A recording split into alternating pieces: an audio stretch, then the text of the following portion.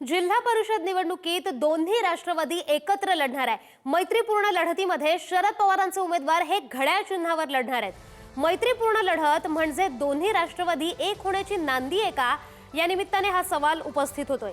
स्थानिक कार्यकर्त्यांना आणि पदाधिकाऱ्यांना निर्णय घेण्याची यात मुभा असणार आहे।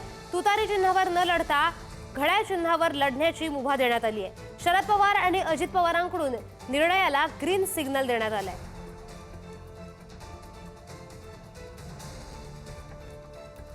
कार्यकर्त्यांच्या भावना ठीक आहे, वेगवेगळ्या असू शकतात, परंतु आमचे नेते अजितदादा पवारसाहेब या बाबतीमध्ये जो काही निर्णय घेतील तो आमच्या सगळ्या पदाधिकाऱ्यांना मान्य असेल। 25 वर्ष झालं पुणे जिल्हा परिषद राष्ट्रवादीकडे ऍक्च्युली गड मानला जातो पुणे जिल्हा परिषद राष्ट्रवादीचा।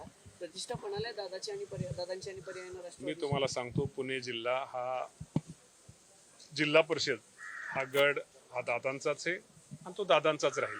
वैयक्तिक माझं मला जर विचारलं तर कुठली आघाडी असू द्या, कुठल्या मी म्हणतो आमच्या पक्षात सोडू द्या, चिन्ह कुठलं का व्हायना, चिन्ह हे एकच असलं पाहिजे।